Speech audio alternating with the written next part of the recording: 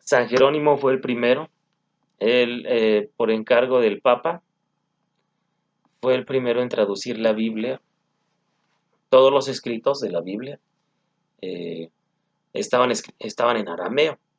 Todos los que querían estudiar la religión, la vida de Cristo, incluso el Concilio Vaticano II, donde se estableció qué libros estarían contenidos en la Biblia, estaban todavía en arameo. Este doctor de la iglesia, San Jerónimo, lo que hizo por encargo del Papa en ese momento fue traducir por primera vez la Biblia al latín. Es la primera Biblia en latín lo que se conoció y hasta el día de hoy se sigue conociendo como Vulgata, porque estaba considerado traducirla a una lengua vulgar, una lengua común, que en ese momento era el latín. También apareció San Agustín. Bueno, en ese momento no era santo, pero después lo canonizaron. Él especulaba mucho acerca de, por ejemplo, del tiempo. Son conceptos que ya habían abordado otros filósofos, pero aquí se empezó a hacer desde una óptica religiosa otra vez. ¿Se acuerdan que habíamos visto al principio cómo se separó la teología de la filosofía? Bueno, aquí se les volvió a unir con una nueva religión.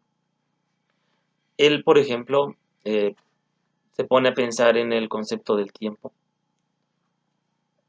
Tal vez hayan escuchado que en la Biblia se habla de un momento llamado Génesis, donde Dios creó al universo, Dios creó a los hombres, y para la filosofía griega eso era un choque, porque el concepto de tiempo, si se acuerdan cuando hablamos en la clase presencial ahí en el salón, al parecer se llega a creer que no tiene un principio o no tiene un fin, o si lo tiene, ¿qué pasaba antes del inicio del tiempo?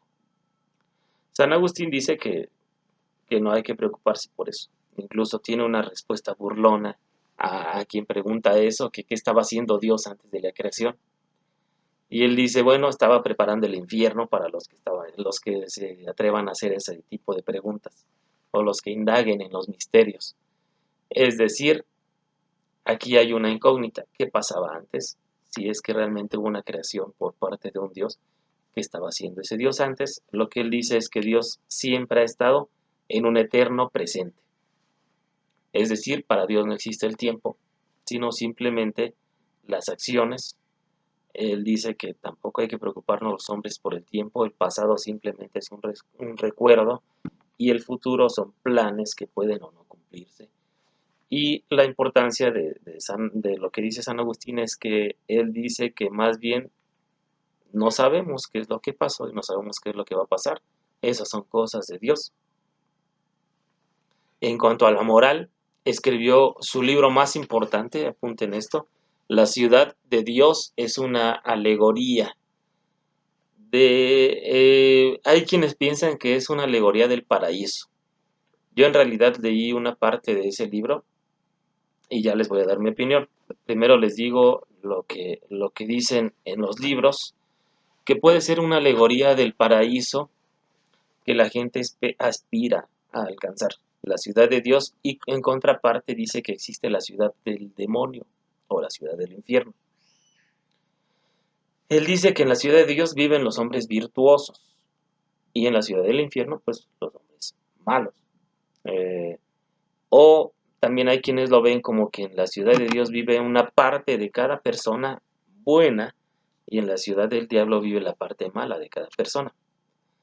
Si se analiza con otra óptica, se puede ver que él estuvo muy ligado al poder de la iglesia. De hecho, justamente habla de que todos los gobiernos de todas las regiones, si quieren ser buenos gobiernos, deben obedecer a la iglesia.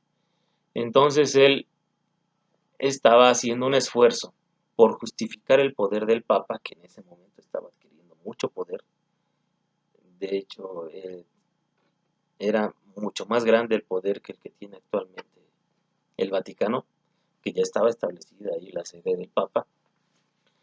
Y él trata en todo momento de justificar ese poder que ejerce el Papa sobre el resto de las personas, incluidos los gobiernos. Analizado desde la ciencia política, es una justificación al poder absolutista. Eh, Esto puede entrar a debate, incluso hay quienes actualmente opinan que él entonces en realidad no merecía ser santo. Pero bueno, esos son otro tipo de debates.